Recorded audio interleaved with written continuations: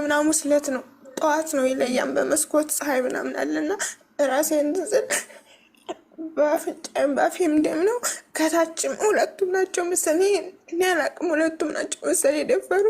ሰላም አለይኩም ወራህመቱላሂ ወበረካቱሁ። ውድና የተከበራችሁ ቻናል ቤተሰቦች እንዴት ከርማችኋል? እኔ ጋር ሁሉ ሰላም ነው አልሐምዱሊላህ።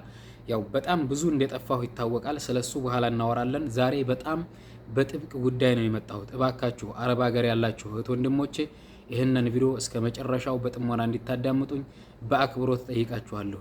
ማዳመጥ ብቻ ሳይሆን ሁላችሁም ተግባራዊ እንድታደርጉት። ከዚህ በኋላ የማቀርብላችሁን የድምጽ ፋይል ልብ ብላችሁ አዳምጡት። ከሷ ብዙ ነገር ትማራላችሁ። ከኔ ጋር ደግሞ በኋላ የምንነጋገር ይሆናል ማለት ነው። እስከ መጨረሻው አዳምጡት። እሺ እና ራሴን ሳቅ ምናምን ሙስለት ነው ጠዋት ነው ይለያም በመስኮት ፀሐይ ምናምን አለና ራሴን እንዝል በአፍንጫም በአፌም ደም ነው። ከታችም ሁለቱም ናቸው መሰለኝ እኔ አላቅም። ሁለቱም ናቸው መሰለኝ ደፈሩ። ብቻ ሰው የታረደ ነው የሚመስለው። እንትኑ በጣም ደም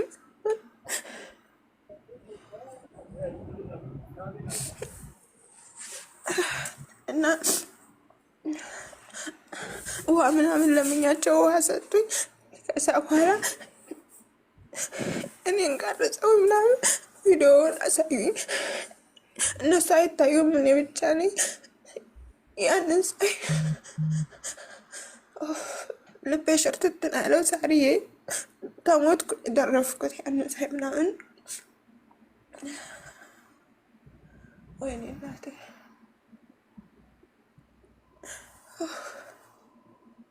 እና ሐሙስ ዕለት ቀን ምናምን መሰለኝ ብቻ አላውቅም። ሁሉም ስለተፈራረቀብኝ ለቤተሰብሽ ነው ደውዬ ያንን ስልክሽን ፈጫሪም ባተሩን ፈታሁ በየዋትሳፕሽ በየእንትንሽ ያንን ቪዲዮ ከምንለቀው ነው ደውዬ እና 15 ሺህ ያለ ምጫለኝ ማለት ነው አሳውል ያለኝ። ከዛ በጣም አለቀስኩባቸው። ምንም ቤተሰብ የለኝም። እኔ የመጣሁት ከገጠር ማህበረሰብ ነው እና ቤተሰብ መረዳ ነኝ እንጂ ቤተሰቦቼ ጭምር እናቴም ይሄን ብትሰማ ትሞትብኛለች ብዬ ለመንኳቸው። ሻንጣዬ ውስጥ የአንገት ወርቅና የጆሮ ነበረ። እሱም ብቻ ነው ያገኙት።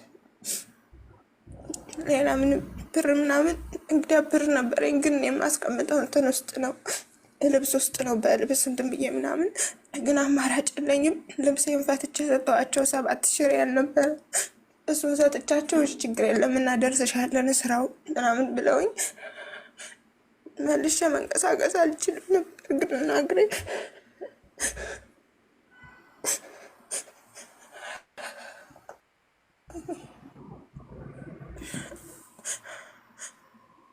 እና መጀመሪያ ሲሄድ ወደ ከስራ ገና ስገባ የት ክልል ነሽ ነበር ያለኝ ማለት ነው። የት ክልል ነሽ ምናምን። ከዛ ኢትዮጵያዊ ነን ምን ነው ምናምን አልኳቸው። ከዛ ሌላ ቋንቋቸውም እንትን ነው ብዙም አላውቅም፣ ግን እንዴት ተረዳው ሲሆን እንትን ኦሮሞኛ መሰለኝ ያወሩ ነበር።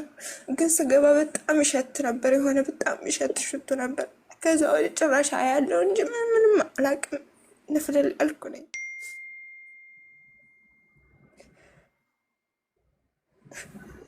ወይኔ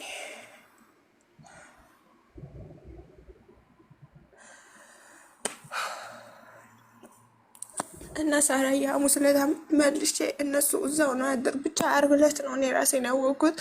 ዓርብ ዕለታም ያን ሻንጣ ሐሙስ ዕለታ ያን ሻንጣ ያለ ብርም ስሰጣቸው እሺ እንለቅሻለን ምናምን ብለውኝ ቦታው የሚገርምሽ ነገር እዛው ነው። ብዙም አራቅንም ሲጀመር። እኔ ኢጃዛ ቤቴ ጅዳ አካባቢ ያሉት ካወቁት ሀየር ሰፋ ነው ኢጃዛ ቤቴ እና ስራው ራሱ ሀየር ዛህራ የሚባል ነው ብለው ቅርብ ስለሆነ ነው በጣም የደፈርኩት። የሌላ ስራ እና ብዙም ሩቅ ቦታ ምናምን አይደለም፣ እዛው ቅርብ ነው። በኋላም ደግሞ ዓርብ ዕለት አበያዬን ለብሻ አልብሰው ምናምን ስወጣ በጭራሽ ራሴን ምንም አላውቅም። ግን የሆነ ብቻ ጅዳ አካባቢ ያሉት ያውቁታል። ሀየር ሰባ አካባቢ የሆነ ናህድ የሚባል ፋርማሲ አለ። እዛ አካባቢ እኔ ጫፍ ቁጭ ብዬ በኋላ ራሴን ያወቅኩት ቀን ምናምን ነው። ሲያወጡኝ አላውቅም። ወየት እንደሚጥሉኝ አላውቅም። ለምን እንደው አላውቅም። ስልኬም እነሱ ጋር ነው። ስልኬንም አልሰጡኝም። ቆዩ ጋይስ ትናገርና ትጨርስና ቪዲዮ ትከፍታለች። መጀመሪያ እውነት መሆኑን ምናምን እኛ እንመን። እኔ አሁን ማለት በጣም ስለምታለቅስ እኔ እየተረዳውም አይደለም። የምናግዛት ሰው የምናግዘውን ነገር እንድናግዘው ከፈለገ ተረጋግቶ ነው ማስረዳት ያለበት የመጀመሪያው ነገር። ምክንያቱም ለመረዳት ለማገዝ ወደ መፍትሄው ለመሄድ። ስለዚህ እሷ አልተረጋጋች። ቪዲዮ ክፈች በለ ቪዲዮ ቆይ መጀመሪያ ትረጋጋ። ሳትረጋጋ ምኑ ቪዲዮ ላትከፍታል? እናንተ አይታችሁ በፎቶ ምናምን እንድትበትኑ ነው? ትረጋጋ መጀመሪያ ትረጋጋና ታውራ። ከዛ እናግዛት። እኔ በእርግጥ ሳውዲ አይደለም ሳውዲ ሰው እንጠራለን እንዴ። ቆየው ጁዬ እሺ ቀጥይ ማሪ። እና ዓርብ ዕለት የሆነ እንትን ነው ውጭ ላይ ምናምን ነው በኋላ ራሴን እንትን ያልኩት ምናምን። ከዛ በኋላ ስልኬም እነሱ ጋር ስለነበረ ስልክም የለኝም መደወለ የሆነ ቢጋላ ምናምን አለ የሀበሻ ቢጋላ አሉ ምናምን ሴቶቹ ጓዝ ምናምን እንትን ብለዋል። ጓዝ ምናምን ይዘው ገዝተው ምናምን እየሄዱ መሰለኝ አቅራጥና እነሱ እስኪያስደውሉ ምንነሽ ነው ምናምን ሲሉኝ አይ ከመዳም ቤት ተጣልቼ ወጥቼ ነው አልኳቸው። እና የጓደኛዬ ስልክ ነበር። ጓደኛዬም ያለችው መካ ነው በቃሌ የማውቀው። ለእሷ ደውዬ ምን ሆነሽ ነው ስትለኝ የሆነ ብር ላስልክ ወደ ኢትዮጵያ ሸሪያ የተቆረጠብኝ አልኳት። ስልሽ ይሄ ምኑ ይነገራል? ከዛ እሺ ብላ እሷ ስራ ነበረች ዓርብ ቀን በጣም ስራ ይበዛባታልና ከመሸዋር ጋር አገናኝታኝ እኔም ሄድኩኝ እጃዛ ቤት። ከዛ ቤት እንኳን የሄድኩባትን ጭራሽ አልነገርኳትም። እንደ ሄድኩኝ ያው ስልክም ስላልነበረኝ ከማንም ሰው አልተገናኘሁም። ከዛ እየፈለጉኝ ነበረ። እችኛይቱን ጓደኛዬን ፈልጋኝ በቃ ስለስ ኦንላይን ላይ ስላልነበርኩ እየፈለጉኝ ነበር። እኔም ለማንም አልተነፈስኩም፣ ብቻ ተቃጠልኩኝ። ሰዎችን አላውቃቸውም። ብቻ እኔ ስራ ያስገባችኝ እዛ ግሩፕ ላይ ስሟ የሚመጣልኝ ሰዓዳ የምትባልና ብቻ ብዙዎቹ አቁታን ግሩፑን ከ4000 ህዝብ በላይ ያለበት ቴሌግራም ላይ ሌላ ሰዎችን አላውቃቸውም። ዛሬ በጣም ተቃጠልኩኝ። አሁን አንቺ ያለሽ ቤት ነው? እዛው ለጓደኛሽ ያስቀመጠች ቤት ነው? ስራ ነበረኝ እኔ በፊቱ በ1000 ብር ስራ ፊት 4 ወር ፈትቼ የሮመዳን አልሰራሁም ያመኝ ነበርና ተዛ በ1000 ብር እዛው በፊት ሌላ ልጅ አስገብታኝ ነበር። እዛው ቅርብ ጃዛ ቤቴ በ1000 ብር ነው። ተዛ እነሱን ሮብለታ ከነሱ ጋር የወጣሁት ማለት ነው። ይሄ ስራ በ2005 ነው ሲሉኝ አይዲ ምግብ ሞክራለሁ ስላቸው ቋንቋ ምችላለሁ ስላቸው እሺ ብለው ብላይ ነው ልጅቷ የላከችኝ ይደላለው። እና ከዚህ እህቴን አሟት ነው ብዬ ነው አረቦችን የወጣሁት ከ1000 ብር ስልሽ ካልተስማማውኝ እዛ ማይረባ ከሆነ መለሳለሁ። አይ ደህና ከሆነ ደግሞ ቴሌግራሙ ላይ እንደኔ ያሉ ስራ ያጡ ስራ የሚፈልግላቸው ያጡ ለአንደኛዋ ከታታለሁ ብዬ ስራ ነበረኝ እዛው ቅርብ ማለት ነው በ1000 ብር ቀላል ስራ። ተዛ ልጅቷ ጋር ኢጃዛ ሄጄ እነዚህኞች አረቦች ለምን አትመጭ ምናምን አሉ። ሰኞ ሆነ። ከዛ እንደገና ሰኞ ለታ ዝም ብለ ግሬን እየገተትኩኝ 1000 ብር ስራ መጣሁኝ እና እዛ ነው ያለሁት አሁን ኢጃዛ ቤት ነው። ኦኬ አሁን አንቺ ስራ ነው ያለሽ? አዎ ወደ ድሮ ስራ ተመልሻለሁ። እሺ ጥያቄ ልጠይቅሽ አሁን ደግሜ። አንቺ ተደፈርሽ በማታውቂያቸው ሰዎች ከተደፈርሽ በኋላ አውጥተው ጣሉሽ፣ ስልክሽ ወሰዱሽ አይደል? አዎ ስልክ እነሱ ጋር አንድ ሰዓት ተራ አንድ ሰዓት ዝግ ነው። አሁን በጣም የጨነቀኝ ነገር ዛሬ ቤተሰብ ስልክ አለ እንዳለ አሁን ያን ቪዲዮ ቢፖስት ይሄ ማን ነው ስልክ? የኔ ስልክ እነሱ ጋር አልሰጡኝም። ይሄ ማን ነው ስልክ? ይሄማ የራሴ ነው። አሮጌ ስልክ ነበር። ከዛ አዲስ ሸሪያ አስወጣ ገዛሁኝ። ይሄን ከፈኩኝ። የኔ ስልክ ከነ ስልክ ቁጥር እዛ እነሱ ጋር ነው ከነ ዋትስአፕ ድሮ አዲስ ነው። እሺ ስለዚህ አሁን ሳውዲ ላይ ህግ የለም እንዴ? ሳውዲ ላይ ህግ የለም። ምን ላድርግ? እኔ ህገወጥ ነኝ። ህገወጥ መሆን ከራስ ጤንነት ከራስ እንትን ይበልጣል ጋይስ። ሳውዲ ላይ ህግ የለም እንዴ? ሳውዲ ላይ አንድ ሴት ተደፍራ ልክ እንዳልሽው እንደ ህገ ወጥ ናት። ቆይ እኔ ጥያቄ የምጠይቀው ህገ ወጥ አሁን ለምሳሌ እሷ ህገ ወጥ ናት። እሺ ህገ ወጥ ስለሆነች ተደፍራ እንደዚህ ተጫውተውባት ስልኳን ቀምተው ቪዲዮ ቀርጸዋት ህገ ወጥ ነኝ ብላችሁ ነው እንደምትተውት? መችስ ምን አማራጭ አለኝ? አይደለም እነሱ ጋር እኮ 3 ቀን ሳድር እኔ ብዙውን ሰዓት ራሴን አላቅም። ቀን አላለሁ አንዳንድ ሰዓት እንጂ አላቅም። ምን ላድር? አወተሽ ወደ የት ተመለሽ? ወደ ስራ ተመለሽ አይደል? ወተሽ ወደ ስራ ከመመለስ ይልቅ ወተሽ እንደዚህ አይነት ሌላ ጓደኛሽ እንደውለሽ እንትን ከማለት ይልቅ ወደ ህግ መሄድ ነው የሚሻለው ወይስ ደግሞ ወተሽ ወደ ስራ መሄድ ነው የሚሻለው? የኔ ጥያቄ አንቺ አሁን ቪዲዮ ስለቀረጹኝ እኔ የጨነቀኝና አይምሮ ላይ የሚመላለሰው ያ ቤተሰብ ያየዋን ይለቁታል አንገር ምናምን ነው ይልቀቁታ። አንቺ እኮ ተበዳይ ነሽ። አንቺ እኮ ነሽ ተበዳይቷ። አንቺ እኮ ነሽ የተደፈርሽው። አንቺ እኮ ነሽ እንዲህ አይነት ችግር የደረሰብሽ። ይልቀቁታ። አንቺ እኮ እንደማንኛውም ሰው ይሄንን ያው ይልኝ ብለሽ ቂጥሽን ገልጠሽ እኮ አይደለም የሚያሳየሽው። እራሳቸው ደፍረውሽ እራሳቸው ስራ ብለው ወስደውሽ አንቺ እኮ ነሽ ችግር ላይ ያለሽው ተበድለሽ። አሁን አንቺ ገና ለገና ቤተሰብ ያያል ብለሽ ነው እንዴ የምታስቢው? አንቺ ስመምሽ ቁስልሽስ አንቺስ ያለሽበት ሁኔታ ስለ ቤተሰብ ነው እንዴ የምትጨነቂው እንዴ? በመጀመሪያ ደረጃ እኮ አንቺ ወደ ህግ ቦታ ስትሄጂ ተበዳይ ነው።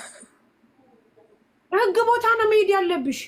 ምክንያቱም አንቺ አሁን ከዚህ በኋላ አርግዘሽ ቢሆን ኢንፌክሽን ኖሮብሽ ቢሆን ዋቴቨር የተለየ ችግር ኖሮብሽ ቢሆን እንዴ ማወቅ ትችያለሽ? በጣም ነው ችግር ያለብኝ። አንድ ሰው ሲደፈር መሄድ ያለበት ወደ ህግ ነው። ምንድን ነው መብትና ግዴታችሁን ማጣጣም ህግ በሄድ በዛ ላይ ሲም ካርድሽ እነሱ ጋር ነው ያሳልኩ እንዴ? አንቺ ላይ እኮ እነሱ ይኸውልሽ አዳም ሲሚኝ አሁን በመጀመሪያ አንድ ነገር ልንገርሽ። ሲም ካርዱ ራሱ የነሱ የአንቺ እነሱ ጋር ነው ሳ በአንቺ ሲም ካርድ ወንጀል ቢሰሩስ? አይ ስለሸገ ወጥ ስለሆንኩኝ ከሱቅ ነው የሚገዛው። በስሜማ ቢሆን ባይጥሉትም እያዙ ነበር። በስሜ አይደለም። እሺ ይቺ ልጅ እንግዲህ እንደሰማችኋት ነው። እሷ ስላወራችው ነገር ብዙ ማውራት አያስፈልግም፣ ራሷ ስላስረዳችን። እኔ እዚህ ጋር ጥያቄ የሆነብኝ ስለዚህ ጉዳይ በጣም በተደጋጋሚ ቪዲዮ ተሰርቷል። በጣም ብዙ ሰዎች አስጠንቅቀዋል። መቼ ነው የምትማሩት ነው? ሰው ቆይ ለምን በራሳችሁ እስከሚደርስባችሁ ድረስ ትጠብቃላችሁ? እባካችሁ እናቃለን። በዚህ ሰዓት ስራ የለም። በጣም ብዙ እንደሚጨንቃችሁ እናቃለን። በጣም ብዙ እየተፈተናችሁ ነው። ብድር የተበደራችሁ አላችሁ፣ ቸግሯችሁ ምናምን ብዙ ነገር አለ። ግን ሄዳችሁ ከምትገቡበት መከራ አይበልጥም። እባካችሁ ሶብር አድርጉ እህቶቼ፣ ሶብር አድርጉ። በደላላ ስራ አትሄዱ፣ በማይታወቅ ሰዋክ አትሄዱ። እሺ መቼ ነው የሚገባችሁ? ጠይብ እናንተም እንደዚህ ስትደፈሩ ወይ ደግሞ ኩላሊታችሁን ሲያወጧችሁ ከዛ በኋላ ነው ማለት ነው የሚገባችሁ? ወይ ደግሞ የሆነች እህታችሁ የሆነች አብራችሁ ከቤት የምትኖር ወይስ አላምን እያላችሁ ነው? እሺ አሁን እቺ ልጅ እንደዚህ እያለቀሰች አስረድታን እንዴት አናምናትም? ከዚህ በፊት በጣም ብዙ ነገሮች ወጥተዋል። አላህ Subhanahu Wa Ta'ala ግልጽ እያረጋላችሁ ነው። አላህ እያጋለጠላችሁ ነው። ድብቅ ሆኖ ቢሆን እኮ ኑሮ በቃ خلاص አልሰማችሁም አላያችሁም ነበር። የደላላ ደህና የለውም።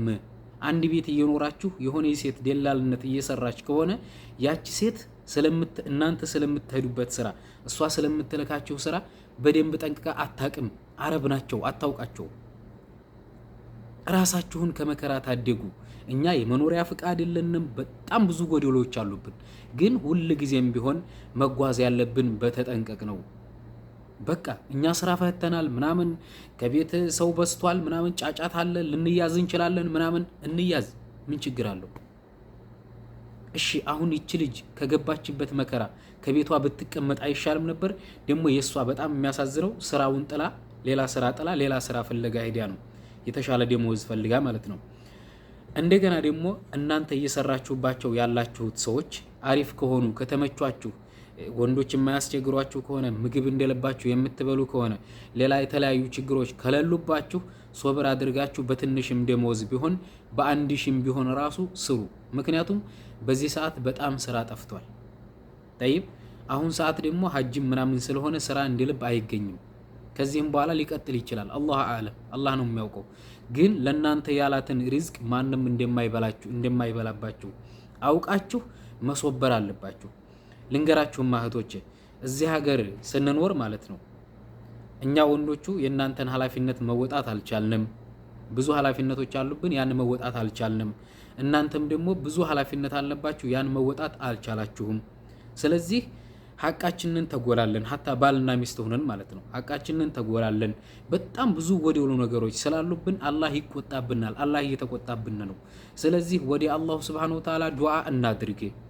አንዲት ሴት ያለ መህረም የትም ቦታ መሄድ አትችልም። በቃ የቁርአን የሐዲስ ህግ የእስልምና ህግ ይሄ ነው መሰረቱ ማለት ነው። እናንተ ግን ይሄን ጥሳችሁ ነው ያላችሁት።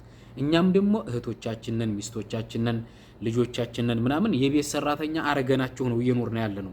ስለዚህ በዚህ ጉዳይ አላህ Subhanahu Wa Ta'ala ስለሚቆጣብን ቁጣውን እንዳያመጣብን የመጀመሪያው መሰረት ዱዓ እናድርግ። ወዲ አላህ ዱዓ እናድርግ። በመንችለው አቅም ሐቃችንን ለመጠባበቅ እንሞክር። በቃ እንደዚህ አይነት አደጋ ላይ እንዳትገቡ ዱዓ አድርጉ፣ ሰበቡን አድርሱ። እህቶቼ እባካችሁ እህቶቼ፣ እናንተ ከተጎዳችሁ በኋላ ማንም የሚደርስላችሁ የለም።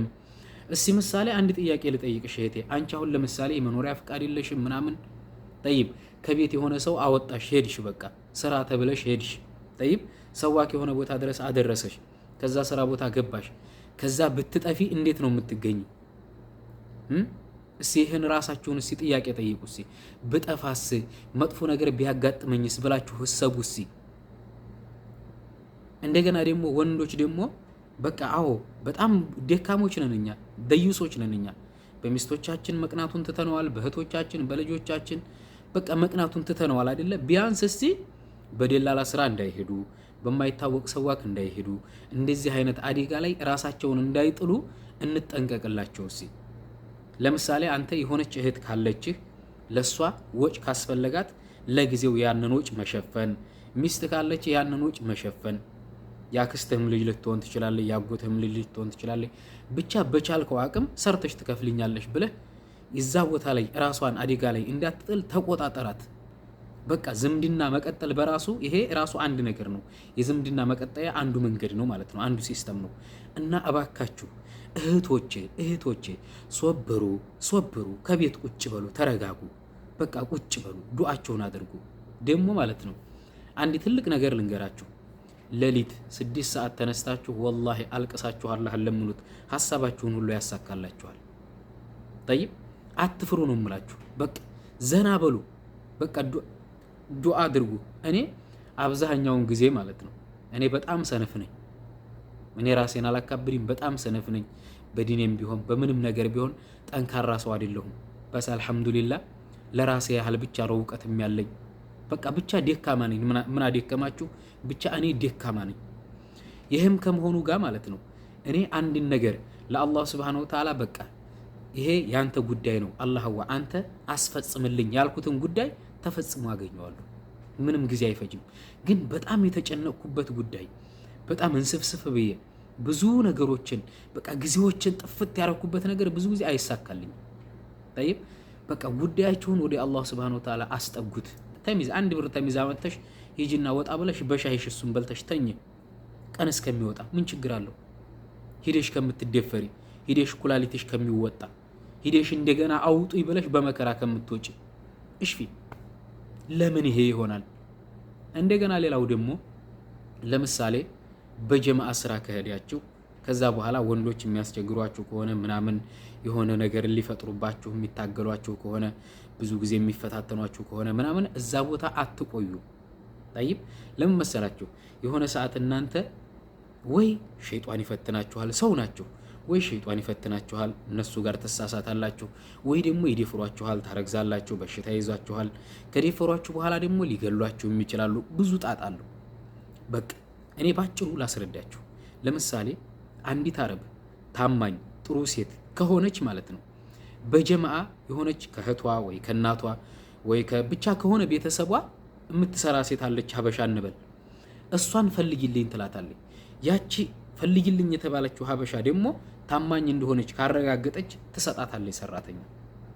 طيب ታማኝ ካልሆነችሳ አትሰጣትም። ስለዚህ የመጨረሻ አማራጯ ያቺ ሴት ምንድነው የሚሆነው? ወደ ደላላ ደውላ ሰራተኛ ስጡኝ ማለት። ከዛ እነዛ ደላሎች አያውቁም። እነሱ የሚፈልጉት 200 ብር 300 ብር ሰዋቁ የሚያገኛትን ጥቅም ምናምን ነው። በቃ ለእናንተ ጉዳያቸው አይደለም ሲጀመር። በቃ እኔ አለሁኝ አይደለ ያለ መኖሪያ ፍቃድ ነው የምኖረው። በጣም በቃ ብጠፋ የሚፈልገኝ የለም መገኘትም አልችልም። طيب ስለዚህ ምን ማድረግ አለብኝ? ሁሉ ጊዜ በተጠንቀቅ መራመድ። ጠባቂ እኮ አላህ ነው። ነገር ግን እኔ ሰበቡን ማድረስ አለብኝ። ግድ የለሽ መሆን የለብኝም።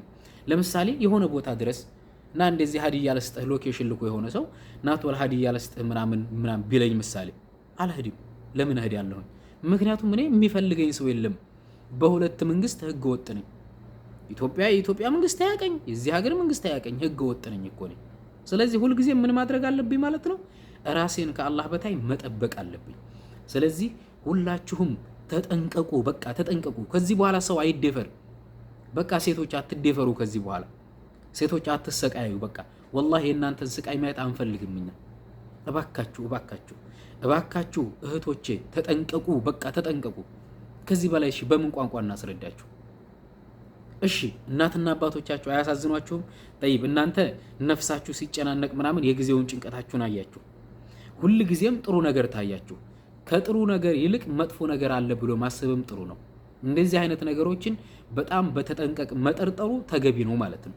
በግዴለሽነት ይዶ ራስን አደጋ ላይ ከመክተት። እናትና አባቶቻችሁ አያሳዝኗችሁም? طيب እናትና አባቶችሽ አሉ ኢትዮጵያ። طيب አንቺ እዚህ የሆነ ነገር ሆነሽ ጠፋሽ። እናትና አባቶችሽ እድሜ ልካቸውን እስከሚሞቱ ድረስ ስላንቺ እያነቡ ነው የሚኖሩት። የሰፈር ሴት ምናምን ቡርሳ ይዛ ብቅ ባለች ቁጥር ልጅ መጣች እያለ ሰውነቷ ብትክ ብትክ እያለ እንባዋ ካይኗ አይደርቅም። እወቂ፣ ይሄን ልብ በይ። እናት ያለሹላ አባት ያለሹላ ይሄን አትርሱ። ተው፣ አላህን ፍሩ። ለእናትና ለአባቶቻችሁም ለቅሶ አትሁኑ። ስንት መስዋዕትነት ከፍለው አሳድገውና እንደገና በመጦሪያቸው ሰዓት እኛ መከራ አንሆናቸው። በአብዛኛው አሁን ጫና የሚያረጉብና ኢትዮጵያ ያሉ ሰዎች ናቸው። በጣም ይቸግራቸዋል። ብዙ ነገር አለ። የኛን ችግር አያውም። እዚህ ሀገር ስንቀመጥኛ ብር እንደገለባ ነው የምናፍስ የሚመስላቸው። በቃ በወር እኮ ይሄን ያህል ይሰራሉ፣ ይሄን ያህል ሪያል ይሰራሉ። በኢትዮጵያ ሲመነዘር ይሄን ያህል ነው። አንድ ወር እኮ ብትሰራ ለሁለት ለሶስት ወር ቁጭ ብላ መብላት ትችላለህ የሚለው ነው በቃ የሚይዙት። አይታወቃቸውም። የኛን ችግር እዚህ ጋር ያለውን ችግር አያውልንም። ብር ላኩልን ምናምን እያሉ ሊያጨናንቁን ይችላሉ። የለኝም በቃ ከለለሽ የለሽም አለቀ። እኔ የሆነ ሰው አሁን ለምሳሌ ኢትዮጵያ ብር ላከልኝ እንደዚህ ቸግሮኛል አለኝ። ካለኝ የሆነ ነገር ልልክለት ነው እልክለታለሁኝ። ከለለኝሳ አጭር ቃል የለኝም ነው። ከጠላኝ ይጥላኝ የራሱ ጉዳይ። እኔ ምን አገባኝ? እኔ ከለለኝሳ የለኝም በቃ خلاص። ኪሴ ባዶ ከሆነ ኪሴ ባዶ ነው። ወይ ደግሞ ለምግብ የምበላው የሚያስፈልገኝ ነገር ካለ ከሱ ይልቅ እኔ ያስፈልገኛል ማለት ነው። ስለዚህ ብዙ አትጨነቁላቸው። ኢትዮጵያ ላሉ ሰዎችም ካላችሁ አርጉላቸው። እየቸገራቸው ነው ወደው አይደለም። ከለላችሁሳ خلاص በቃ ያን ያህል ጭንቅ ጥብብ አትበሉ። በቃ የፈለገ ነገር ቢሆን ልንገራችሁ፣ ድሮም ኢትዮጵያ ውስጥ ችግር አለ፣ አሁንም ችግር አለ። ምንም ነገር ቢሆን ሳይበላ አይታደርም። በቃ طيب ጅርጉት የሚሆን ጤፍ የሚሆን ምንም የሆነ ነገር አጋጥሞ የኢትዮጵያ ሰው መለኛ ናቸው፣ በልተው ያድራሉ። ምን አደከማችሁ? እንደው ቢቸግራቸው እንኳን ነው የምላችሁ። ስለዚህ እኛ እየኖርነ ያለነው ህይወት ሳይሆን በዚህ ሰዓት ህይወት እየኖርነ አይደለም ያለነው፣ ነገ ለመኖር እየሰራን ነው ያለነው። ስለዚህ ስንሰራ ደግሞ የነጋችንን ብቻ ሳይሆን ማየት ያለብን ዛሬ አደጋ ላይ እንዳንወድቅ ተጠንቅቀን ነው መስራት ያለብን ማለት ነው። እባካችሁ እባካችሁ ማንም ሰው ቢጠነቀቅ ምንም ሊያመጣ አይችልም አላህ Subhanahu Wa Ta'ala ከቀደረበት። ነገር ግን አላህ ሰበቡን እንድናደርስ አዞናል። ልብ በሉ፣ እኛ ባህር ተሻግረን ስንመጣ ደንበር ያን ሁሉ ጥይት ያ ሁሉ ሩምሩምታ ያን ሁሉ ተሻግረን ስንመጣ አላህ Subhanahu Wa Ta'ala ሸፍኖ አረብ ሀገር እዚህ ሀገር ሳዑዲ አስገብቶናል። طيب ግን እኛ ግን በራሳችን ፍቃድ ማለት ነው በራሳችን ፍቃድ ሴቶች በተለይ በቃ በግድ የለሽነት ሄዳችሁ ራሳችሁን አደጋ ላይ ትጥላላችሁ። በቃ በግድ የለሽነት በስ ጠይብ ለምን እንደዚህ ትሆናላችሁ? ለምን አትሶብሩም? ብትቀመጡ 2 ወር 3 ወር ነው፣ ከዚህ በላይ አትቀመጡም። በቃ 6 ወር 7 ወር ብትቀመጡስ እሺ ምሽክላ خلاص። ከጓደኛሽ ስራ ይሄድ ይጓደኛለች አይደለ? ከሷ ጋር አንስተሽ የሆነ ነገር ተጠቀሚ። ወንድምሽ አለ አይደለ? ከወንድምሽ ደውለሽ የሆነ ነገር አንስተሽ ተጠቀሚ። ያክስትሽ ላይ ምናምን አለች አይደለ? ከሷ አንስተሽ የሆነ ነገር ተጠቀሚ። ስራ ስትሰሪ ቀስ ብለሽ ትከፍሊያቸዋለሽ። መቼም የፈለገ ነገር ቢሆን ብድር የሚያበድራችሁ አታጡ። ተበድራችሁ ብትበሉ ምንድነው ችግሩ? አስለን እኮ ከዛም አትደርሱም። እናንተ ሴቶች 1 ወር ስራ ፈታችሁ 1 ወር ከቤት ቁጭ ካላችሁ በቃ ኢማናችሁ ይቀጥናል። በቃ ስራ መባሉን ብቻ ነው የምታዩት። ስራው ምንድነው? ማነው ያመጣው? ከየት ነው? ወዴት ነው? የለም ስራ ነው። አዎ በስንት ነው? በዚህን ያህል ነው። ሴትዮይቱን ቁጥር ስጪኝ። ሄሎ እዚህ ቦታ ነይ በቃ ጥርግ። ሴትዮይቱ ምን ትሁን አታቂም። ጠይብ ለምን እንደዚህ ታረጋላችሁ? ቀስ ብላችሁ በጀማዓ አፈላልጋችሁ ሂዱ። በቃ ነገርኳችሁ እኮ በጀማዓ ሰራተኛ የማትፈልግ ሴት ችግር አለ ቤቷ ውስጥ አልኳችሁ። በቃ 4 ነጥብ። ወይ ደግሞ ደላሎቹ እራሳቸው ችግር አለባቸው ከሴትዮዋ የማያደርሷችሁም። እንደገና ደግሞ በጣም ይሄ የዘር ጉዳይ ተጧጡፋል። እንደምትሰማት ነው። ልጅቱንም ሰምታችኋታል አይደለ? ከየትኛውም ብሔረሰቦች የሆኑ የተደራጁ መጥፎ ሰዎች አሉ። ከነዛ ለመዳን ብቸኛው አማራጭ ራሳችሁን ጠብቃችሁ መኖር ነው። በቃ ከዚህ በኋላ ስለናንተ አይወራ። ራሳችሁን ጠብቁ። በቃ ራሳችሁን ጠብቁ። ሴቶች ራሳችሁን ጠብቁ እባካችሁ። እና እንግዲህ ያው እኔ ጠፍቼ የከረምኩት ብዙ የሚረባ ነገር ስለሌለኝ ነው። እንደዚህ የሚጠቅም ነገር ካገኘሁኝ ብቻ ነው እኔ የምመጣው። ኢንሻአላህ አልጠፋም። ሁላችሁም ቦከስ አድርጋችሁ 5000 ብታስገቡ ደስ ይለኛል። ከሱም ቢያለፍ አልጠላም። ወደ 4800 ደርሷል። 5000 ብታስገቡ ደስ ይለኛል። ከዛም ብታሳልፉ ደስ ይለኛል። በጣም ደስ የሚለው ነገር ዩቲዩብ አሁን በዚህ ሰዓት ወዳጆቻችንን አስተዋውቆናል። በጣም ደስ ብሎኛል ማለት ነው። ሰብስክራይብ ያደረጉንን ሰዎች ድሮ ማየት አንችልም ነበር፣ አሁን ግን ማየት እንችላለን። ስለዚህ ወዳጆቼ ሁልጊዜም ተፍቲሽ አረጋችኋለሁኝ፣ እየፈተሽኳችሁ ነው። ከኢትዮጵያም ከተለያየ ሀገር ከሳውዲ አረቢያም ከዱባይም ብዙ ሰዎች ሰብስክራይብ አድርጋችሁኛል። እጅግ አድርጌ አመሰግናለሁ። ጠቃሚ በሆኑ መረጃ እስከምንገናኝ ድረስ ሰላም ቆዩልኝ።